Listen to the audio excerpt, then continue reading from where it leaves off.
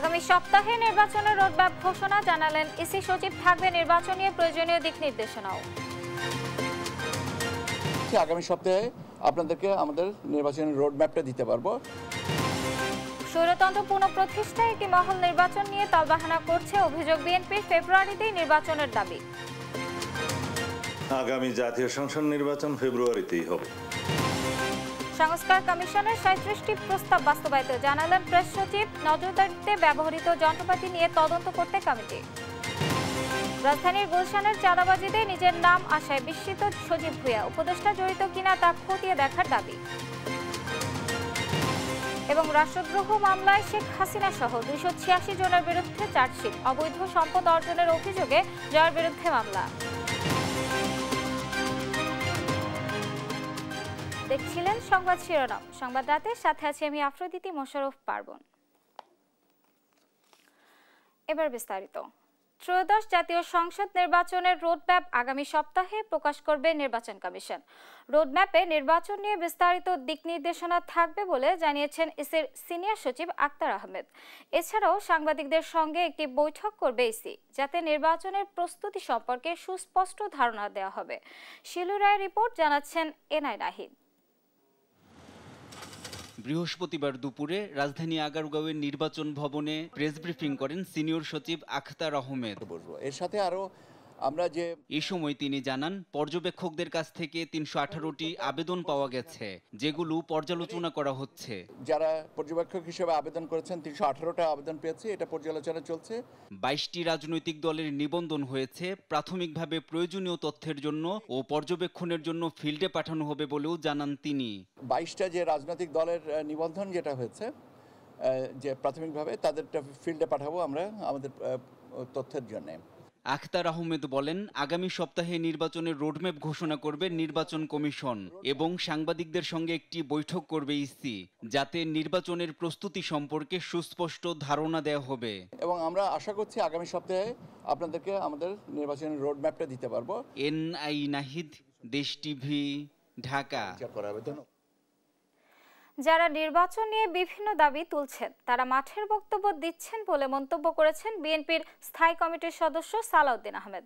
জানান, ফেব্রুয়ারিতে হবে জাতীয় নির্বাচন। যারা নির্বাচনকে বয়কট করতে চায় তারা জাতীয় রাজনীতি থেকে মাইনাস হয়ে যাবেন বলেও মন্তব্য করেন তিনি। নির্বাচনের সুষ্ঠু পরিবেশ নিশ্চিতে অবৈধ অস্ত্র উদ্ধারে অভিযান পরিচালনার আহ্বান জানান সালাউদ্দিন আহমেদ। আরও জানাচ্ছেন সাইফুল রিপন। বৃহস্পতিবার দুপুরে গুলশানের নিজ বাসভবনে সমসাময়িক বিভিন্ন ইস্যুতে সাংবাদিকদের সঙ্গে কথা বলেন বিএনপির স্থায়ী কমিটির সদস্য সালাউদ্দিন আহমদ। কিভাবে আগামী জাতীয় সংসদ নির্বাচনটা শান্তিপূর্ণভাবে সুষ্ঠুভাবে অনুষ্ঠান করা যায়, এই ক্ষেত্রে নির্বাচন কমিশনের ভূমিকাটা আসলে মুখ্য।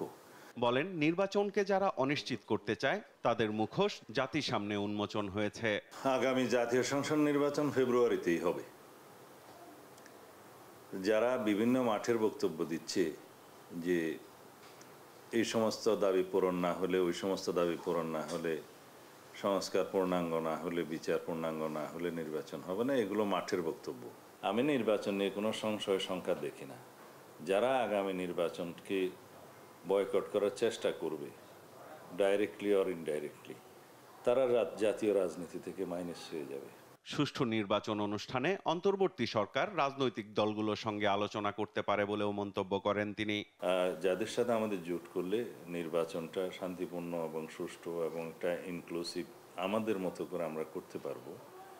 এই ইনক্লুসিভ সেটা নয়, আমরা গণতান্ত্রিক শক্তিসমূহের মধ্যে একটা ঐক্য বজায় রাখতে চাই, জাতীয় ঐক্য সৃষ্টি যেটা হয়েছে সেটাকে ধরে রাখতে চাই। সেই লক্ষ্যে যদি আমাদের জোটে আরও কোনো রাজনৈতিক দল অন্তর্ভুক্ত হয়, সেই চেষ্টা আলাপ আলোচনা আমাদের আছে, তবে সেটা এখনো পর্যন্ত আমরা চূড়ান্ত করিনি। পতিত ফ্যাসিস্টরা নির্বাচনকে কেন্দ্র করে যাতে বিশৃঙ্খলা সৃষ্টি করতে না পারে তা নিশ্চিতে কার্যকর যৌথ অভিযান দাবি করেন বিএনপির অন্যতম এই নীতি নির্ধারক। যাদের হাতে অবৈধ অস্ত্র আছে প্রচুর পরিমাণে, এটা আমরা দেখেছি, জাতি দেখেছে, এগুলো উদ্ধারের বিষয়ে একটা খুব কড়াকড়ি অভিযান চালানো প্রয়োজন। এই অবৈধ অস্ত্র যদি মাঠে থেকে যায় তাহলে নির্বাচনের সময় একটা বিশৃঙ্খল পরিস্থিতি সৃষ্টির পায়তারা পতিত ফ্যাসিস্ট শক্তি করতে পারে এটা একদম উড়িয়ে দেওয়া যায় না। রাজনৈতিক দলগুলোর কোনো বিষয়ে সংশয় থাকলে তা অন্তর্বর্তী সরকার দূর করবে বলেও প্রত্যাশার কথা জানান সালাউদ্দিন আহমদ। যাদের মধ্যে সংশয় আছে যে নির্বাচন অনুষ্ঠানের আগে কি কি বিষয়ে তারা দেখতে চায়, সেই বিষয়গুলোর জবাব তো অবশ্যই সরকারের কাছে থাকবে। সাইফুল রিপন, দেশ টিভি, ঢাকা। স্বৈরতন্ত্রকে পুনঃপ্রতিষ্ঠা করতে একটি মহল গণতন্ত্র ও নির্বাচন নিয়ে তালবাহানা করছে বলে মন্তব্য করেছেন বিএনপির ভাইস চেয়ারম্যান শামসুজ্জামান দুদু। বৃহস্পতিবার জাতীয় প্রেস ক্লাবে ত্রয়োদশ সংসদ নির্বাচন বানচালের ষড়যন্ত্রের প্রতিবাদে অপরাজেয় বাংলাদেশ আয়োজিত প্রতীকী যুব সমাবেশে এই মন্তব্য করেন তিনি। আর পিআর পদ্ধতিতে নির্বাচনে আপত্তি জানিয়ে বক্তারা বলেন, নির্বাচিত সরকার ছাড়া সংস্কার ও বিচার কাজ এগিয়ে নেওয়া সম্ভব না। মোহাম্মদ আলাউদ্দিনের রিপোর্ট। ফ্যাসিবাদ পুনঃপ্রতিষ্ঠা করতে আসন্ন জাতীয় সংসদ নির্বাচন বানচালে ষড়যন্ত্রের প্রতিবাদে জাতীয় প্রেস ক্লাবের সামনে প্রতীকী যুব সমাবেশ করে অপরাজেয় বাংলাদেশ। এ সময় জনগণ পিআর পদ্ধতিতে নির্বাচন চায় না বলে জানান বক্তারা। নির্বাচিত সরকার ছাড়া সংস্কার ও বিচার কাজ করা সম্ভব নয় বলেই মনে করেন তারা।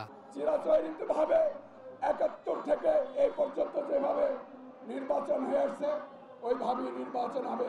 সংস্কার একটি অনির্বাচিত সরকারের পক্ষে করা সম্ভব নয়। একটি অগণতান্ত্রিক সরকার দিয়া পরিচালনা করার জন্য কিছু সুযোগবাদী কাজ করে যায়, যাতে করে অস্থিতিশীল অবস্থায় তাদের কিছু গুরুত্ব বাড়ে। বিএনপি ভাইস চেয়ারম্যান শামসুজ্জামান দুদুর মন্তব্য, স্বৈরতন্ত্র ও ফ্যাসিবাদকে ফিরিয়ে আনতে একটি মহল নির্বাচন নিয়ে তালবাহানা করছে। গণতন্ত্র নিয়ে যদি কেউ টালবাহানা করে, নির্বাচন নিয়ে যদি কেউ টালবাহানা করে, তাহলে বুঝতে হবে তারা স্বৈরতন্ত্র এবং ফ্যাসিবাদকে ফিরিয়ে আনতে চাচ্ছে। গণতন্ত্র প্রতিষ্ঠায় ফেব্রুয়ারির মধ্যে নির্বাচন হতেই হবে বলে মনে করেন বিএনপির এই নেতা। ফেব্রুয়ারি মাসের মধ্যেই নির্বাচন হতে হবে। মোহাম্মদ আলাউদ্দিন, দেশ টিভি, ঢাকা। পতিত ফ্যাসিস্ট সরকারের আমলে নাগরিকদের উপর নজরদারিতে ব্যবহৃত যন্ত্রপাতি নিয়ে তদন্ত করতে কমিটি গঠন করা হয়েছে। কমিটিতে প্রধান করা হয়েছে প্রধান উপদেষ্টার বিশেষ সহকারী ফয়েজ আহমেদ তৈয়বকে।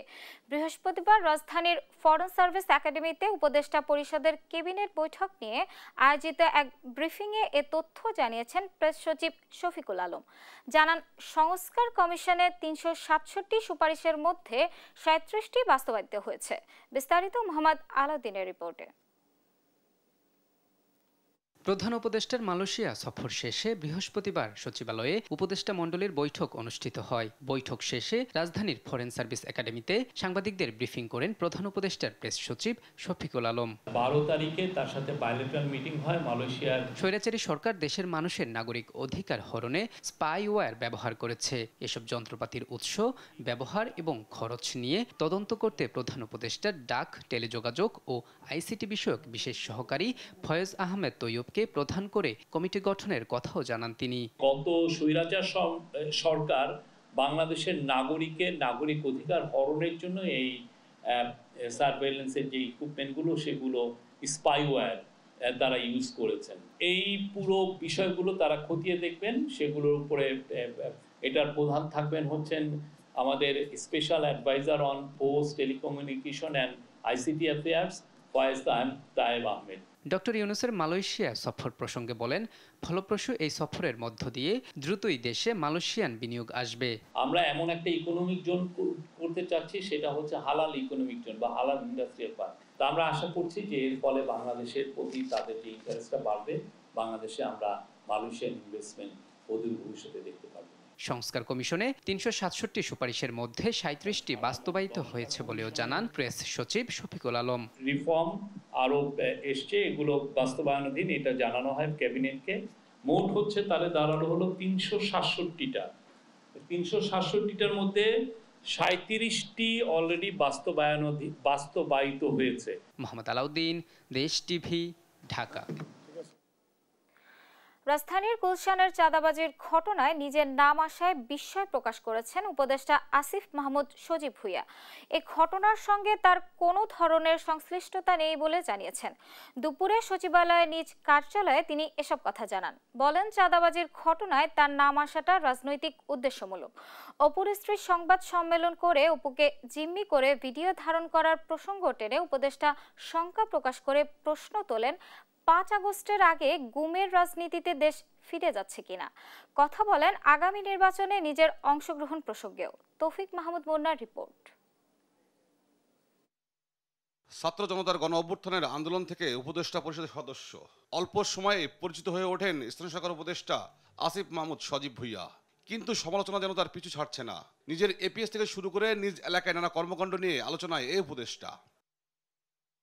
সর্বশেষ আলোচনায় রাজধানীর গুলশানের সাবেক মহিলাম্বির বাসায় কোটি টাকা চাঁদা আদায়ের ঘটনার মামলায় গ্রেপ্তার আসামি জানে আলম অপুর একটি ভিডিও নিয়ে।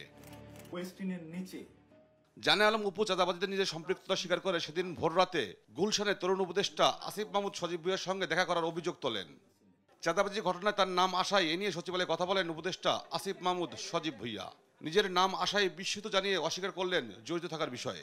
মনে হয় না এখনো কেউ এরকম কোনো প্রমাণ দিতে পেরেছেন আমার সম্পৃক্ততা আছে, বরং আরও যার সাক্ষাৎকার নেওয়া হয়েছে এই সাক্ষাৎকারটা একজন রাজনৈতিক নেতার বাসায় একজনকে জোরপূর্বক নেওয়া হয়েছে বলে যে অভিযোগ এসেছে এটাও অত্যন্ত গুরুতর একটা অভিযোগ এবং সেটা পরিবারের দিক থেকে এসেছে, যথেষ্ট রিলায়েবলও এখন পর্যন্ত মনে হচ্ছে। তো এর সাথে যে আমার সংশ্লিষ্টতার যেই কথা বলা হচ্ছে এটা সম্পূর্ণ রাজনৈতিক উদ্দেশ্য প্রণোদিত। এরকম অনেক কিছু আপনারাও ইতিপূর্বে দেখেছেন, আমরা সেগুলো ডিবাং করেছি এবং এখন দেখছেন, সামনেও হয়তো দেখবেন। কথা বলেন নিজের নির্বাচন, গণ অভ্যুত্থান এবং অন্তর্বর্তী সরকারের সফলতা ও ব্যর্থতা নিয়ে।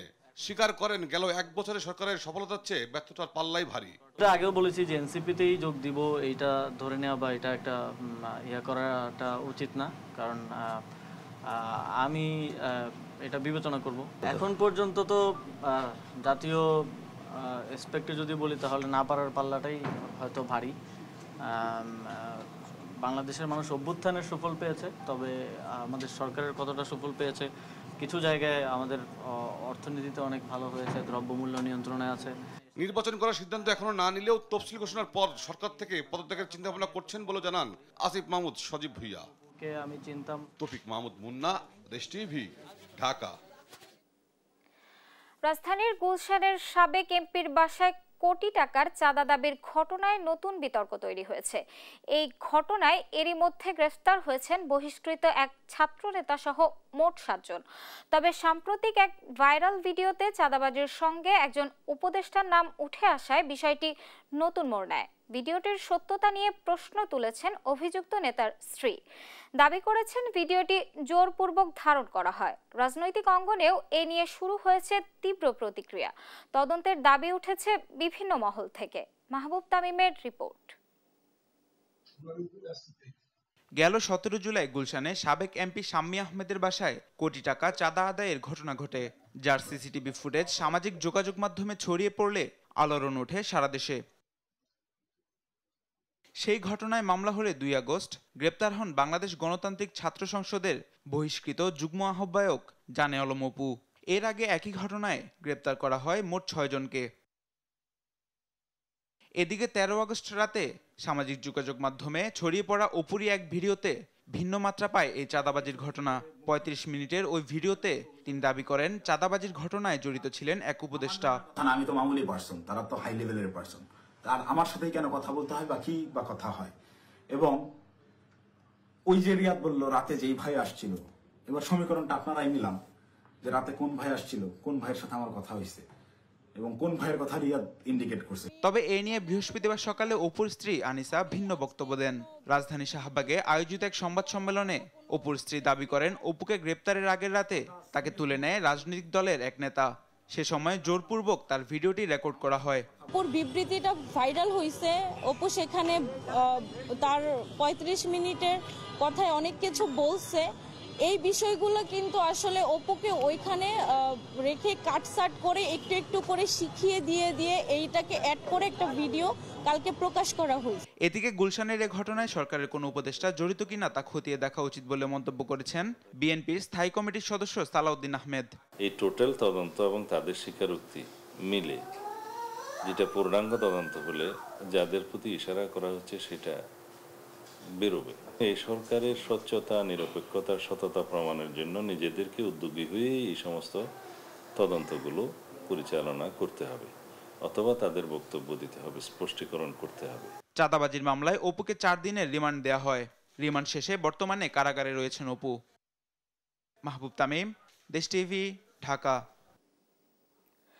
জয় বাংলা ব্রিগেড এর জুম মিটিং এ অংশ নিয়ে অন্তর্বর্তীকালীন সরকারকে উৎখাত ও রাষ্ট্রবিরোধী কর্মকাণ্ডে অংশ নেওয়ার অভিযোগে করা মামলায় সাবেক প্রধানমন্ত্রী শেখ হাসিনা সহ 286 জনের বিরুদ্ধে চার্জশিট দিয়েছে সিআইডি, যার প্রেক্ষিতে রাষ্ট্রদ্রোহের অভিযোগে হাসিনা সহ 286 জনের বিরুদ্ধে গ্রেফতারি পরোয়ানা জারি করেছে আদালত। বৃহস্পতিবার ঢাকার মেট্রোপলিটন ম্যাজিস্ট্রেট আদালতে সিআইডির তদন্ত কর্মকর্তা চার্জশিট দাখিল করলে রাষ্ট্রবিরোধী কাজে লিপ্ত থাকার অপরাধ আমলে নিয়ে সব আসামির বিরুদ্ধে গ্রেফতারি পরোয়ানা জারি করে আদালত। গ্রেফতার তামিল সংক্রান্ত প্রতিবেদন দাখিলের জন্য আগামী 11 সেপ্টেম্বর দিন করা হয়েছে। এর আগে 2025 সালের 27 মার্চ শেখ হাসিনা সহ 73 জনের বিরুদ্ধে রাষ্ট্রদ্রোহের অভিযোগে একই আদালতে মামলা করা হয়। এরপর সিআইডির এই কর্মকর্তাকে তদন্তের নির্দেশ দেওয়া হয়।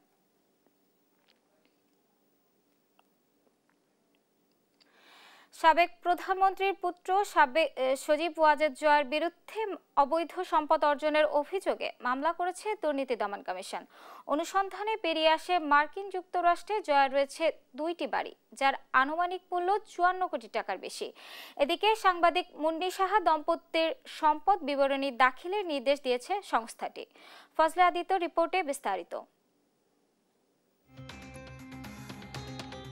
ক্ষমতাচ্যুত সাবেক প্রধানমন্ত্রী শেখ হাসিনার পুত্র সজীব ওয়াজেদ জয় শেখ পরিবারের অন্যতম এই সদস্যের বিরুদ্ধে দুদকের বেশ কয়েকটি অনুসন্ধান সহ পূর্বাচল প্লট জালিয়াতি মামলায় আনুষ্ঠানিক বিচার কাজ চলমান রয়েছে। আজকে কি আপনারা বাংলাদেশে নিরাপদ আছেন? বৃহস্পতিবার দুদক মহাপরিচালক জানান, হাসিনা পুত্রের বিরুদ্ধে এবার ক্ষমতার অপব্যবহার করে 60 কোটি টাকার জ্ঞাত আয় বহির্ভূত সম্পদ অর্জন ও 57 কোটি 50 লাখ টাকার সন্দেহজনক লেনদেনে মামলা করেছে সংস্থাটি। ক্ষমতার অপব্যবহার পূর্বক অসৎ উদ্দেশ্যে অসাধু উপায়ে জ্ঞাত আয়ের উৎসের সাথে প্রায় 60 কোটি টাকারও বেশি মূল্যের সম্পদ অর্জন এবং 57 কোটি 50 লক্ষ টাকারও বেশি অস্বাভাবিক এবং সন্দেহজনক লেনদেন করার অপরাধ অনুসন্ধানকালে প্রমাণিত হয়েছে। এছাড়া সজীব ওয়াজেদ জয়ের যুক্তরাষ্ট্রে 2টি বাড়ির সন্ধান পাওয়া গেছে, যার আনুমানিক বাজার মূল্য প্রায় 54 কোটি টাকা। মার্কিন যুক্তরাষ্ট্রে 2টি বাড়ির তথ্য পাওয়া গেছে অনুসন্ধানকালে। সেই 2টি বাড়ির মূল্য হচ্ছে 54 কোটি 4 লক্ষ 32,258 টাকা। এদিন সাংবাদিক মুন্নি সাহা ও তার স্বামী কবির হোসেনের 22 কোটি টাকার অবৈধ সম্পদ মেলায় সম্পদ বিবরণী দাখিলের নির্দেশ দিয়েছে দুদক। সম্পদ বিবরণী আদেশ জারির সিদ্ধান্ত গৃহীত হয়েছে। ফজলে আদিত্য, দেশ টিভি, ঢাকা। মানবতা অপরাধের দায়ে ওবায়দুল কাদের সহ বেশ কয়েকজনের বিরুদ্ধে মামলা তদন্ত শেষ পর্যায়ে আছে বলে জানিয়েছেন আন্তর্জাতিক অপরাধ ট্রাইব্যুনালের প্রসিকিউটর গাজী MH তামিম। তিনি বলেন, শিগগিরই এই তদন্ত প্রতিবেদন জমা দেওয়া হবে। এর আগে গত 20 জুলাই মানবতা বিরোধী অপরাধের পৃথক 7 মামলায় সাবেক প্রধানমন্ত্রী শেখ হাসিনার মন্ত্রী পরিষদের সদস্য সাবেক মন্ত্রী আনিসুল হক, দীপু মনি, সাবেক প্রধানমন্ত্রীর বেসরকারি শিল্প ও বিনিয়োগ উপদেষ্টা সালমান এফ রহমান, সাবেক প্রতিমন্ত্রী জুনায়েদ আহমেদ পলক সহ 45 জনের বিরুদ্ধে 3 মাসের মধ্যে তদন্ত শেষ করতে নির্দেশ দিয়েছে ট্রাইব্যুনাল। এ মামলায় 45 আসামির মধ্যে 17 জন গ্রেফতার আছেন। এদিন চানখারপুল মামলায় কলেজে কর্মরত একজন সাক্ষী হুমকি পাওয়ার অভিযোগের ভিত্তিতে তার সুরক্ষা নিশ্চিতে কলেজ কর্তৃপক্ষ ও প্রশাসনকে আদেশ দিয়েছেন আন্তর্জাতিক অপরাধ ট্রাইব্যুনাল 1। একই সাথে ঘটনা তদন্তে 3 সদস্যের এক কমিটি গঠনেরও নির্দেশ দেওয়া হয়েছে।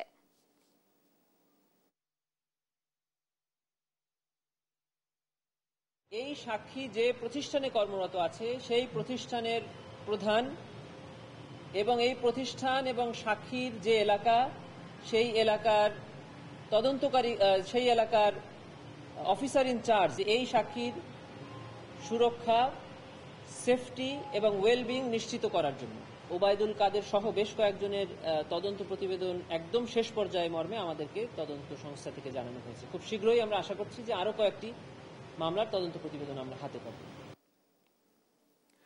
রাজধানীর কেরানীগঞ্জে রাজুকের ঝিলমিল আবাসিক প্রকল্পে সাবেক প্রধানমন্ত্রীর 15 জন গাড়ি চালকের নামে অবৈধ প্লট বরাদ্দ বাতিল করেছে গৃহায়ন ও গণপূর্ত মন্ত্রণালয়। বৃহস্পতিবার এ প্লট বরাদ্দ বাতিল করে গৃহায়ন ও গণপূর্ত মন্ত্রণালয়। দুদকের অভিযানে প্লট বরাদ্দ সংক্রান্ত নথিপত্র পর্যালোচনা করে জানা যায় 2009 সালে অনিয়মের মাধ্যমে বিশেষ বিবেচনায় সাবেক প্রধানমন্ত্রী শেখ হাসিনার কার্যালয়ের 15 জন গাড়ি চালকের নামে কেরানীগঞ্জে রাজুকের ঝিলমিল আবাসিক প্রকল্পে 5 কাঠার প্লট বরাদ্দ দেওয়া হয়। দুদক জানায় 2009 সালে প্রণীত নীতিমালার আলোকে দেয়া হলেও এর 13 এ ধারা যথাযথভাবে অনুসরণ করা হয়নি। দুদকের তদন্তে এই নীতিমালা লঙ্ঘনের সত্যতা উঠে আসলে অবৈধ প্লট বরাদ্দ বাতিল করে গৃহায়ন ও গণপূর্ত মন্ত্রণালয়।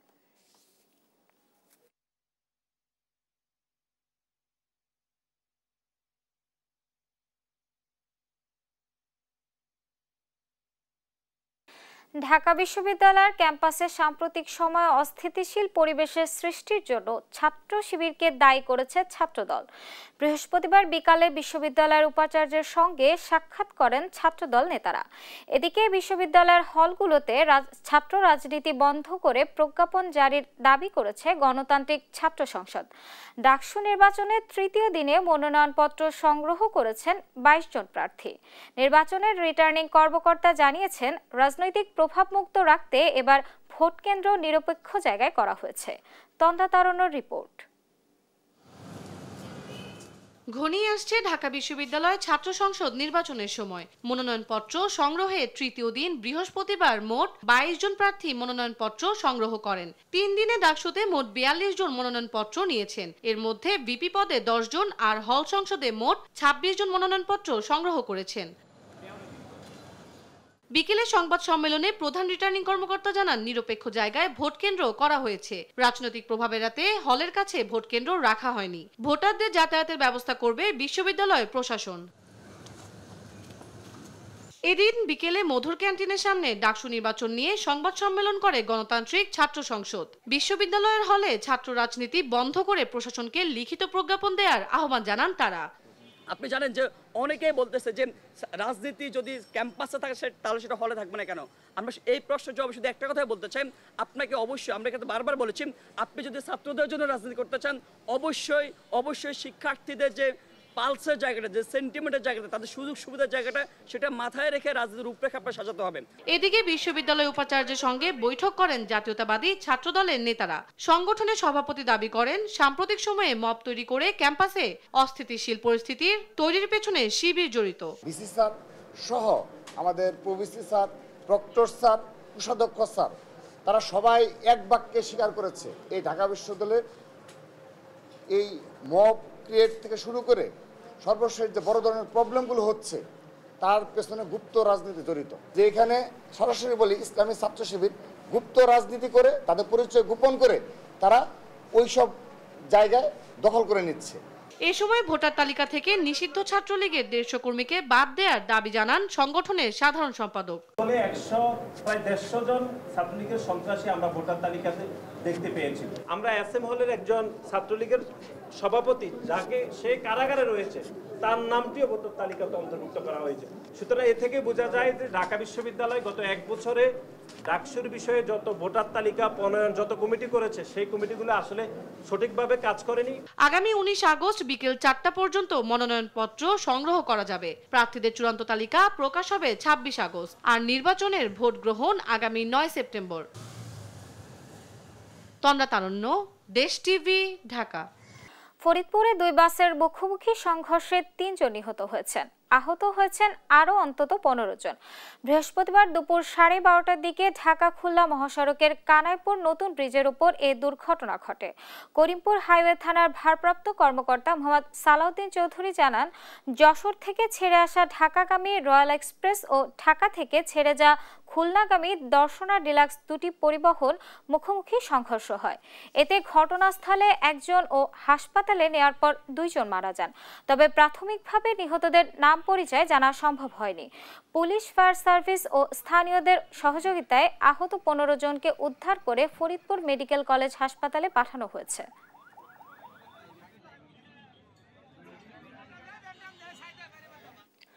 সিলেটে জিয়াউর রহমান ফাউন্ডেশনের উদ্যোগে মাসব্যাপী ফ্রি চক্ষু সেবার উদ্বোধন করা হয়েছে। বৃহস্পতিবার দুপুরে জাকিগঞ্জ উপজেলার মৌলভী ছায়ের আলী উচ্চ বিদ্যালয় মাঠে ফাহিম আল চৌধুরী ট্রাস্টের সহযোগিতায় এই কার্যক্রম শুরু হয়। অনুষ্ঠানে প্রধান অতিথি জিয়াউর রহমান ফাউন্ডেশনের নির্বাহী পরিচালক ও বিএনপির চেয়ারপারসনের উপদেষ্টা অধ্যাপক ডক্টর ফরহাদ হালিম ডোনার বলেন, দেশের যে কোনো দুর্যোগে পাশে থাকবে জিয়াউর রহমান ফাউন্ডেশন। আগামীতে কলেজ পর্যায়ে বৃত্তি প্রদানের কথাও জানান তিনি। প্রথম দিনে ফ্রি চিকিৎসা ক্যাম্পে প্রায় ১৫০০ রোগীকে চিকিৎসা সেবা দেওয়া হয়।